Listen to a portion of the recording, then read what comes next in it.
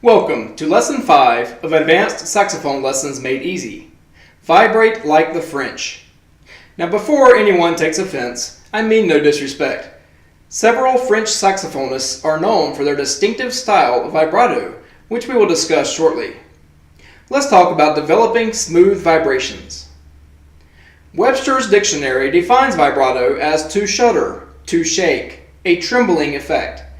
In music, we use vibrato to create musical interest and be expressive. There are many varying degrees of vibrato, and saxophonists are known for using it from one extreme to another. If you have ever listened to a recording of Marcel Mule or any other French saxophonist, you will notice a very pronounced vibrato. The French school of thought seems to be playing everything with a wide and fast vibrato. The American school of thought is a little more subtle and leaves more room for the player's preferences. I use vibrato to connect phrases and help the music continuously drive forward. In jazz, players add vibrato to long notes by starting with no vibrato at all and gradually getting very quick as they move to the next note. Just listen to one of John Coltrane's ballads. Regardless of which style you prefer, use vibrato as little or as often as you would like to express the music you are playing. One note of caution. When you are playing with a group, such as concert band or small ensemble, use vibrato sparingly. Any vibrato on notes in unison will sound to the listener that someone is out of tune. In these cases, it is often better to use no vibrato at all unless you are the only one playing the melody. On the saxophone, vibrato is achieved by using a chewing motion. Just think of chewing bubble gum. You begin on the pitch and drop the pitch down slightly and then back up using your jaw.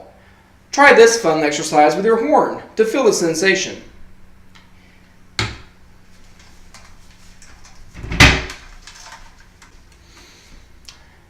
Play an F with the octave key and move down 1/2 step to an E. Play them as half notes back and forth a few times.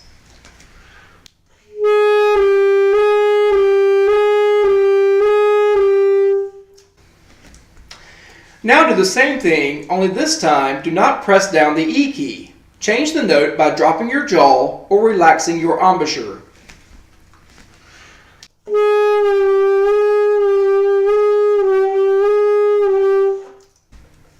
How did that feel? Could you do it? Do this several times until you get comfortable with it. This is how you create the vibrato effect. Eventually, you will be able to only use the back of your throat to produce vibrato. But for now, it is fine to use your jaw. Let's move on to some fun exercises. To use vibrato effectively, you must be able to control it. Fast or slow, uneven vibrato is no fun to listen to.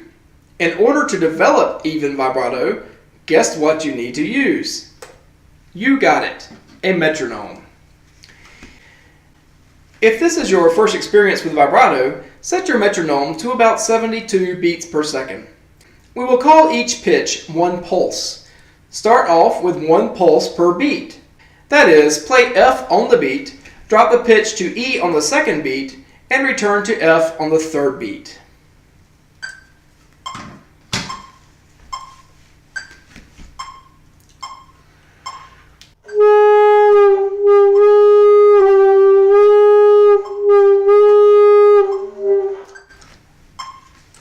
Repeat this exercise for at least 8 beats and make sure you are staying in time with the metronome.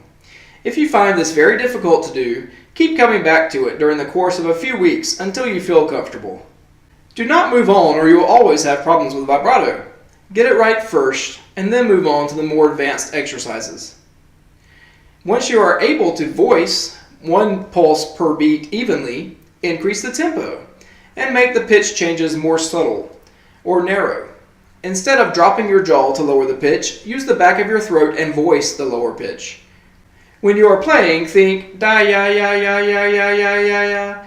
Set your metronome on about 68 beats per second and try 3 pulses per beat. Think of the pulses as triplets. Da ya ya ya ya ya ya ya ya.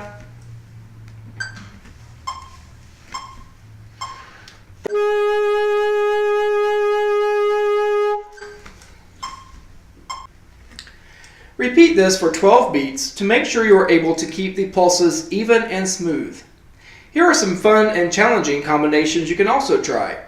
Do these to develop your ability to vary the vibrato and then apply it to your music. Don't re-articulate each pulse. For example, instead of da ya ya ya ya ya da ya ya ya ya ya, play da ya ya ya ya ya ya ya ya ya ya ya. Start off similar to what you have already done, with 3 pulses per beat for 4 beats.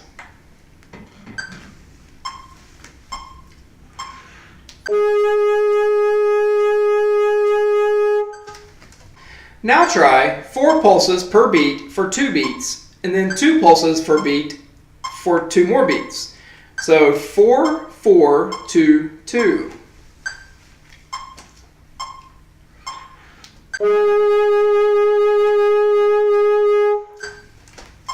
Now let's try 2 pulses, 4 pulses, 4 pulses, and then 3 pulses. So 2, 4, 4, 3.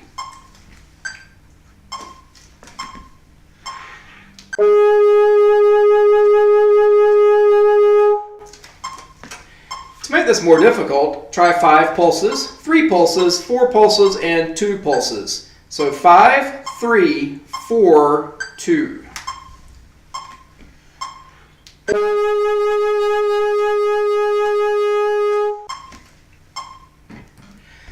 Come up with your own combinations and make it a fun game when you're practicing. The next step is to begin with a slow vibrato and then gradually accelerate to a quicker vibrato.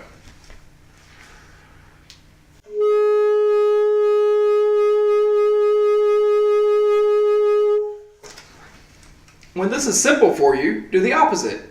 Start out with a quick pulse and gradually slow it down.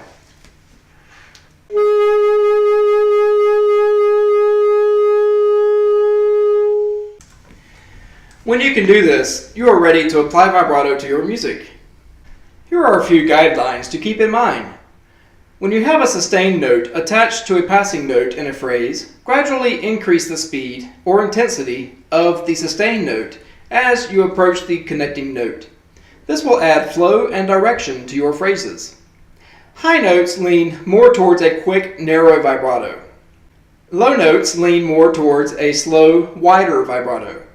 When you have a detached run up to a note, play the target note with a quick, excited vibrato, such as a fanfare. Here are a few examples.